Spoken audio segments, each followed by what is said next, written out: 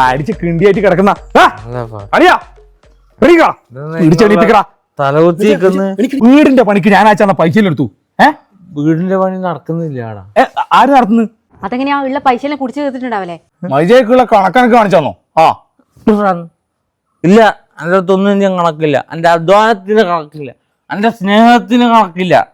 പണ്ട് പാതിരാത്രിക്ക് ജപ്തി നടക്കണം കാണാൻ മേലെ പറഞ്ഞ് എന്റെ അമ്മ എല്ലാരെയും കൂട്ടിയിട്ട് ഇറങ്ങുമ്പോ പൈസ കൊണ്ട് ഒരാള് വന്ന് ആരാ ഈ കുഞ്ഞാട്ടെ. അന്ന് നീ പറഞ്ഞു കുഞ്ഞാട്ടൻ ദൈവമാണ്. കുഞ്ഞാട്ടനല്ലോ, കുഞ്ഞു മാമയല്ലേ. ഇത് വാത്സര്യത്തിന്റെ ഡയലോഗ്.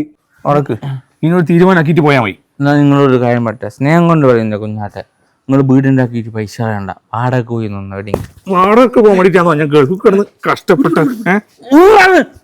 നീ ഗൾഫിൽ പോയി ഞാൻ പൈസ അങ്ങോട്ട് അയച്ചതരാം. ഒന്നും രണ്ടല്ലോ ലക്ഷങ്ങൾ നിങ്ങൾ പുല്ലുപോലെ കൊണ്ടേ കളഞ്ഞത്.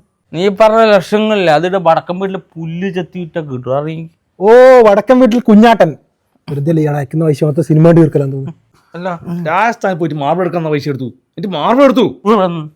രാജസ്ഥാനിൽ ഞാൻ പോയിട്ട് ചങ്ങായ കാണണ്ടേ? ആരാ ഇങ്ങനെ കൊട്ടിയും ചെറിയും കൂടി രാജസ്ഥാൻ മാർബിൾസ് ഓനെ കാണില്ല.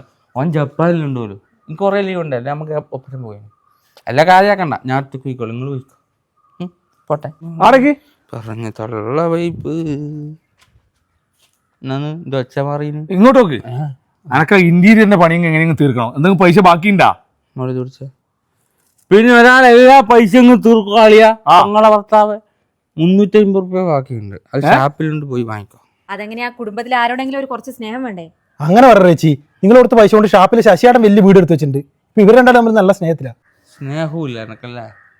ഞാൻ റോട്ടും മുന്നോട്ട് നടന്നു വരുമ്പോൾ അച്ഛനെയും അമ്മേനെയും കാണുന്നില്ല എന്നിട്ട് ഒരു കുഞ്ഞു ഹൃദയം കരയുന്നു. ഞാൻ മൈൻഡാക്കാണ്ട് വരുമ്പോൾ അത് വേഗം വെച്ച് അപ്പോഴാണ് ഞാൻ കൂട്ടിക്കൊണ്ടുവന്ന ഒരു കുഞ്ഞു മൂർഖം പാമ്പിനെ. എന്നിട്ട് കൊടുത്തു. അതല്ലേ ഇവിടെ കൈമില്ല. ഇനിയും കൊന്ന ഇനി നിങ്ങൾ എന്നെ അന്വേഷിച്ച് വന്നാൽ പിന്നെ നിങ്ങൾ അന്വേഷിച്ചാലായിരിക്കും കിട്ടൂല. എന്തിനാടാ ചെയ്യുക?